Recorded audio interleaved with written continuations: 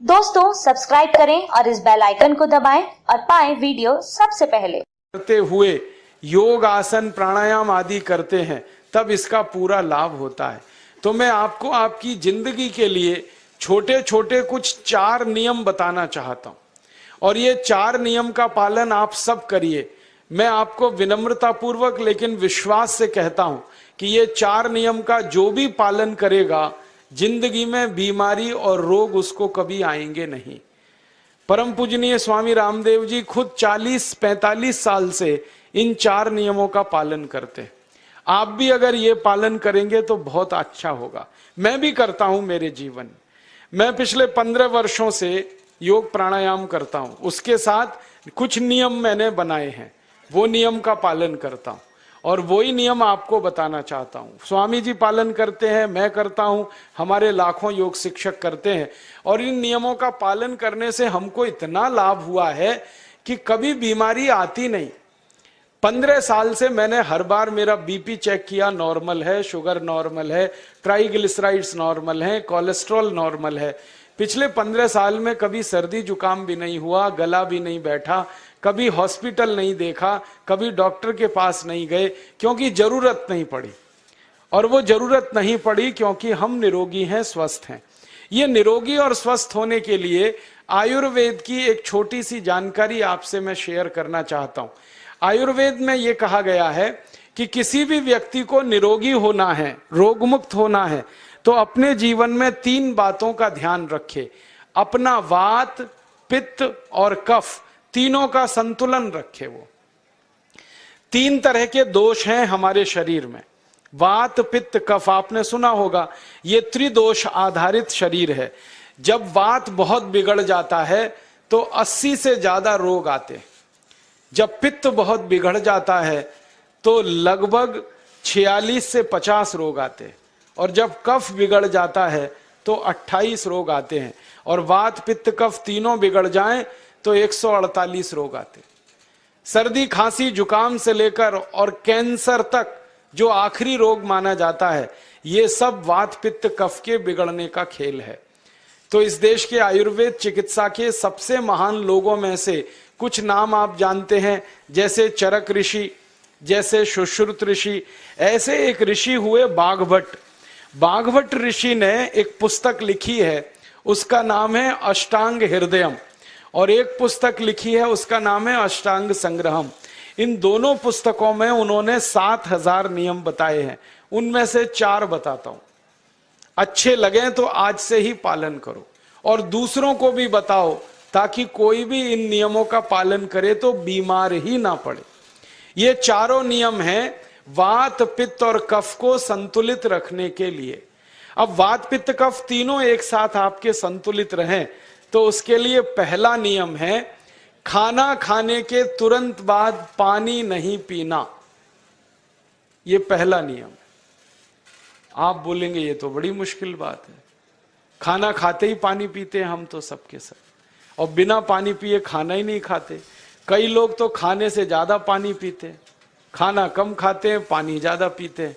ये खाना खाने के बाद पानी कभी भी नहीं पीना, क्योंकि महर्षि बाघभट्ट कहते हैं भोजनांते विषम वारी, माने भोजन के अंत में पानी पियो तो जहर के पीने के जैसा है। इसलिए वो कहते हैं कभी भी खाने के तुरंत बाद पानी मत पियो। अब आप मुझे पूछोगे क्यों नहीं पिए, कारण बता दो। कारण मैं बताना चाहता हूं सरल भाषा में। हम जब खाना खाते हैं ना तो पेट में सारा खाना इकट्ठा होता है। पेट में एक स्थान होता है, उसको हम कहते हैं जठर। संस्कृत में, हिंदी में जठर कहते हैं, अंग्रेजी में उसको एपिगैस्ट्रियम कहते हैं, हिंदी में कुछ लोग उसको आमाशय भी कहते हैं। ये जठर छोटा सा स्थान है। आपके पेट में नाभि है ना, उसके लेफ्ट साइड में बाईं तरफ छोटा सा स्थान है। सारा खाना आपका इसी स्थान पर आता है। जो भी आप खाते हो, रोटी, चावल, दाल, सब्जी, दूध, दही, कुछ भी खाओ, सब कुछ जठर में आता है। अब जठर में जैसे ही खाना इकट्ठा होता है तो उसमें आग जलती और उस आग को कहते हैं जठर अग्नि। मिला के बोल देते हैं जठराग्नि। आप जैसे ही खाना खाते हो पेट में, जठर में अग्नि जलती है, वो अग्नि खाने को पचाती है। और अग्नि खाने को ऐसे ही पचाती है जैसे रसोई घर की अग्नि खाने को पकाती है। आपके रसोई घर में आप अग्नि जलाओ, उसके ऊपर दूध रख दो, दूध में थोड़ा चावल डाल दो, अग्नि जब तक जलती रहेगी खीर तब तक बनती रहेगी। आप घर में अग्नि जलाओ, उसके ऊपर पानी रख दो, उसमें दाल डाल दो, दाल की पकने की क्रिया तब तक चलेगी जब तक अग्नि जलेगी। ऐसे ही पेट में होता है। जैसे ही आपने खाना खाया पेट में अग्नि जलती है, और जब तक अग्नि जलती है तो खाने के पचने की क्रिया चलती है। जैसे रसोई घर में खाना पकाते हैं वैसे ही पेट में भी खाना पकता है। इसी को हम पचने की क्रिया कहते हैं, अंग्रेजी में उसको डाइजेशन कह देते। तो आपने खाना खाया, पेट में अग्नि जल गई, अब वो खाने को हजम करेगी, पचाएगी। अब मुझे एक प्रश्न का उत्तर दो आप, कि जैसे ही आपने खाना खाया पेट में अग्नि जल गई और वो खाने को पचा रही है, तुरंत आपने गट गट गट गट पानी पी लिया, और खूब ठंडा पानी पी लिया, बर्फ मिलाया हुआ पानी पी लिया, फ्रिज का पानी पी लिया। क्या होने वाला है? अग्नि जलेगी कि बुझेगी? अग्नि के ऊपर पानी डालो तो अग्नि और पानी की दोस्ती नहीं है, दुश्मनी है। पानी अग्नि को बुझा देता है। तो आपने खाना खाया, अग्नि जली, पीछे से गटगट पानी पी लिया, अब अग्नि शांत हो गई, अब खाना पचेगा नहीं, तो वो पेट में पड़ा पड़ा सड़ेगा, और सड़ा हुआ खाना 100 से ज्यादा विष पैदा करेगा, और वो 100 विष आपकी जिंदगी को नरक बना देंगे, और जिंदगी भर आप बीमार पड़े रहेंगे। आपको मालूम है, कई लोग कहते हैं मुझे पेट में बहुत गैस बनती है। ये गैस उन्हीं को बनती है जिनका खाना हजम नहीं होता।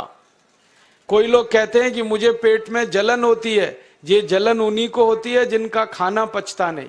कोई कहते हैं कि मेरे पेट में एकदम गुम हो जाता है, फूल जाता है, ये सब वो लक्षण हैं जब खाना पचता नहीं। तो खाना पचेगा नहीं तो सड़ेगा, सड़ेगा तो विष पैदा करेगा, और वो विष आपको बीमार करेंगे। इसलिए महर्षि बागभट्ट ने कहा, खाना खाते ही पानी मत पियो। समझ में आया? फिर आप बोलोगे कितनी देर तक नहीं पिए? कम से कम 1 घंटे तक।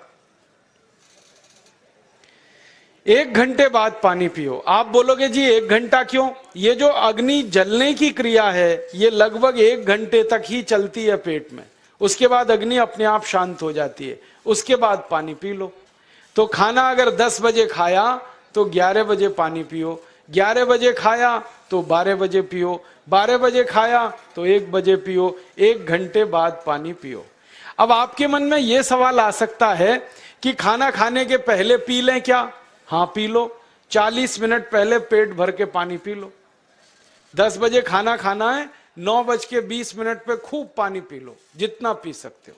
11 बजे खाना खाना है, 10:20 पे पी लो, खूब पानी पी लो, 40 मिनट पहले। आप और एक सवाल पूछ सकते हो कि अच्छा ठीक है, खाने के बाद पानी तो नहीं पिएंगे, कुछ और पी सकते हैं क्या पानी को छोड़कर? तो उसके लिए बागभट्ट जी कहते हैं कि खाने के तुरंत बाद अगर पीना है तो दही की लस्सी पियो, मट्ठा। खाने के बाद अगर तुरंत पीना है तो फलों का रस पियो, गन्ने का रस पी लो, संतरे का रस पी लो, मौसमी का रस पी लो, अनार का रस पी लो। अब आप कहोगे ये सब महंगी महंगी चीजें बता रहे हैं, गन्ने का रस, संतरे का रस, अनार का रस, पैसे तो है नहीं। तो सबसे सस्ता रस है नींबू का ही रस पी लो, शिकंजी बना के पी लो, वो तो सबसे सस्ता है। तो खाना खाने के बाद या तो दही की लस्सी पियो या रस पियो। और एक तीसरी चीज है, दूध पी सकते। तो खाने के तुरंत बाद पीना है तो दही की लस्सी या मट्ठा, खाने के तुरंत बाद पीना है तो कोई फल का रस, खाने के तुरंत बाद पीना है तो दूध। पानी 1 घंटे बाद पियो। और अगर एक बात ध्यान रखो तो अच्छा है कि सवेरे खाना खाते हैं जिसको हम ब्रेकफास्ट कहते हैं, नाश्ता, तो फलों का रस पीना अच्छा, दोपहर को खाना खाएं तो लस्सी और मट्ठा पीना अच्छा, और रात का खाना खाएं तो दूध पीना अच्छा।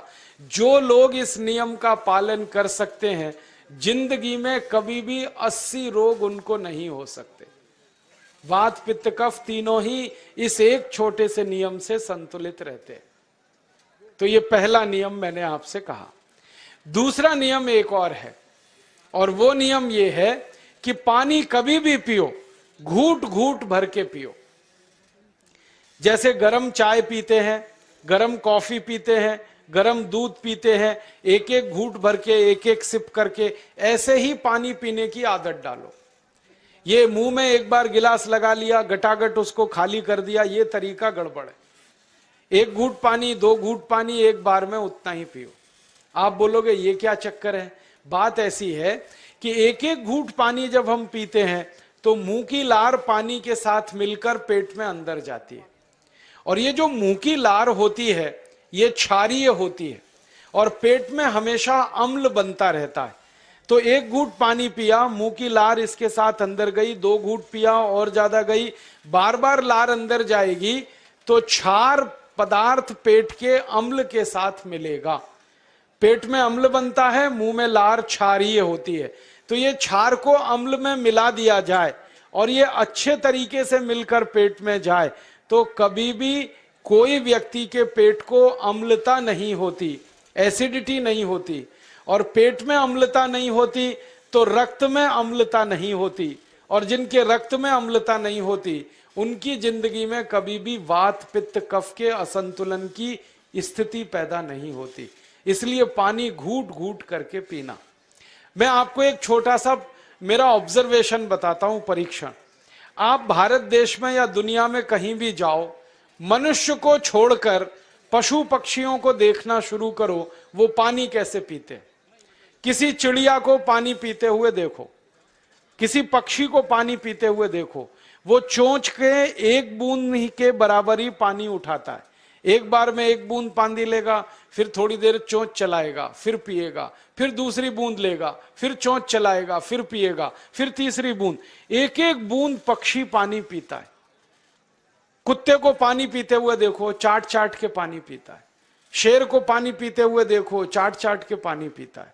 जितने जानवर चाट कर पानी पीते हैं, जितने पक्षी एक एक घूंट पानी पीते हैं, किसी भी पक्षी और किसी भी जानवर को डायबिटीज नहीं है, किसी को अर्थराइटिस नहीं है, कोई पक्षी ओवरवेट नहीं है, कोई पशु ओवरवेट नहीं है।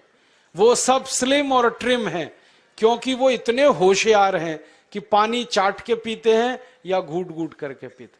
अब मुझे ये हैरानी होती है कि ये पशु पक्षियों को कौन सिखाता है? वो अपने जन्म से ये ज्ञान सीख के आते। उनका कोई गुरु नहीं है, उनका कोई विद्यालय नहीं है, उनके कोई प्रशिक्षण शिविर नहीं लगते, फिर भी उनको इतनी अकल है कि पानी घूट घूट पीना।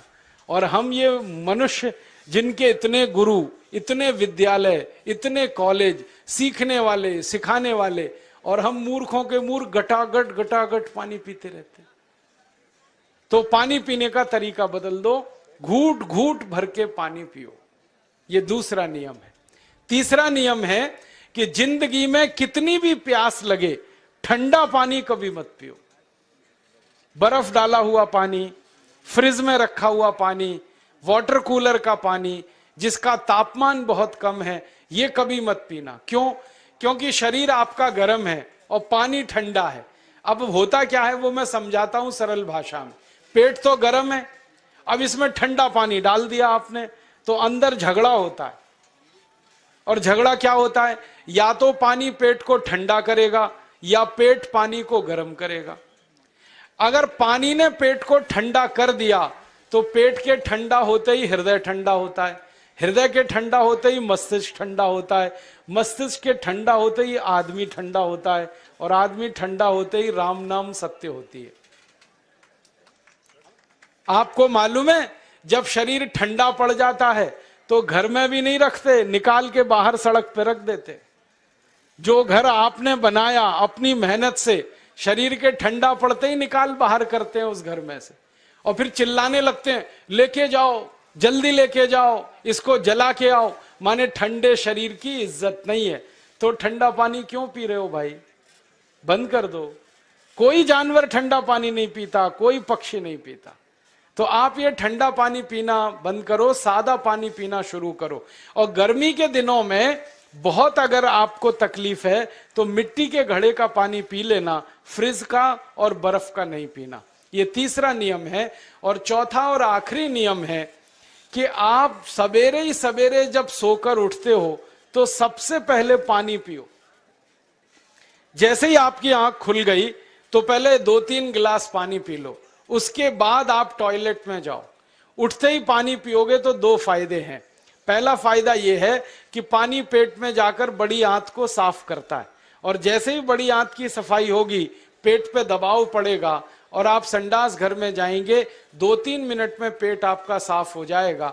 जिनका पेट सुबह एक बार में साफ हो जाता है उनकी जिंदगी में कभी रोग नहीं आता। इसलिए सुबह सुबह उठते ही पेट साफ होना जरूरी है।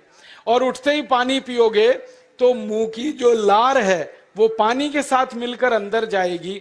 सुबह पेट में एसिड की मात्रा ज्यादा होती है, इसलिए लार का पेट में जाना बहुत जरूरी है। इसलिए सुबह उठते ही पानी पीना बहुत जरूरी है। ये 4 नियम हैं आयुर्वेद के। पहला नियम, खाना खाने के 1 घंटे बाद पानी पीना। दूसरा नियम, पानी को हमेशा घूट घूट भर के पीना। तीसरा नियम, कभी भी जिंदगी में ठंडा पानी नहीं पीना। और चौथा और आखिरी नियम, सवेरे उठते ही सबसे पहले पानी पीना। 4 नियमों का पालन जो भी अपने जीवन में कर सकता है वो वात पित्त कफ तीनों को संतुलित रख सकता है। और जिसका वात पित्त कफ संतुलित है उसके जीवन में बीमारी नहीं आती है। और जो बीमार नहीं पड़ते हैं वो स्वस्थ और तंदुरुस्त और सुखी रहते हैं। उनकी जिंदगी का खर्चा कम होता है और देश का भी बहुत सारा पैसा बचता है। आपको शायद मालूम है या नहीं, 1 साल में हम जब बीमार पड़ जाते हैं भारतवासी, तो साल का करीब 6 लाख करोड़ रुपया हमारा खर्च हो जाता है उन बीमारियों का इलाज करने में। इसलिए इतना पैसा फालतू में हम खर्च करें हर साल 6 लाख करोड़, ये बहुत बड़ी रकम है। इससे बेहतर ये है कि हम बीमार ही नहीं पड़ें और स्वस्थ रहें, सुखी रहें। और ये 6 लाख करोड़ का जो खर्चा हम करते हैं बीमार पड़ने पर, अक्सर ये एलोपैथी की दवाएं खाने में खर्च होता है। और जो एलोपैथी की दवाएं हम खा रहे हैं, जैसे paracetamol, Baralgan, butazone, oxyphenbutazone, aspirin, Disprin, Novalgin, ये सब ऐसी खराब दवाएं हैं जो दुनिया के देशों में 20 साल पहले बंद हो चुकी हैं, भारत में धड़ल्ले से बिक रही हैं और हमको बीमारियों से ज्यादा गंभीर बीमारियों में फंसा रही। ज्यादातर दवाएं जो आप खाते हो वो किडनी खराब कर देती हैं, लीवर खराब कर देती हैं, आंतों में घाव कर देती हैं, विकलांगता आ जाती है, पैरालिसिस हो जाता है, ब्रेन हेमरेज हो जाता है, हार्ट अटैक आ जाता है।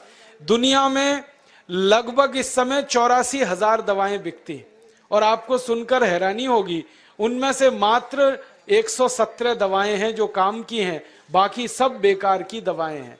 उन बेकार की दवाओं को खाकर हम 6 लाख करोड़ खर्च करते हैं। ये बहुत दुख और अफसोस की बात है। और ये 6 लाख करोड़ का खर्चा समाज के वो लोग करते हैं जिनको जिंदगी में हर समय अपना आर्थिक स्थिति को देख के चलना पड़ता है, जिनकी आमदनी बहुत नहीं है, जिनके घर में आमदनी के बहुत ज्यादा साधन नहीं है, उनको ये पैसा खर्च करना पड़ता है। तो कई बार क्या होता है, किसी का घर बिक जाता है, किसी का खेत बिक जाता है, किसी के घर के गहने गिरवी रख जाते हैं, किसी को कर्ज लेना पड़ जाता है, किसी को कर्ज लेकर दोबारा कर्ज लेना पड़ जाता है। मैंने इस हिंदुस्तान में पिछले 15 साल के प्रवास में देखा कि गांव-गांव के गरीब किसान कर्ज ले लेकर ये महंगी दवाएं खाकर इलाज करते हैं, डॉक्टरों को पैसा देते हैं, दवा कंपनियों को देते हैं, और वो पैसा फिर इस देश में से दूसरे देश में चला जाता है, क्योंकि अक्सर ये दवाएं बनाने वाली कंपनियां विदेशी होती हैं। तो हम 6 लाख करोड़ खर्च करें अपने खून पसीने की कमाई का, उससे अच्छा ये है बीमार ही ना पड़े, दवा खाने की जरूरत ही ना पड़े, तो हम सुखी रहें, स्वस्थ रहें। तो योग प्राणायाम करें, 4 नियमों का जीवन में पालन करें, बहुत आसान है आपके लिए।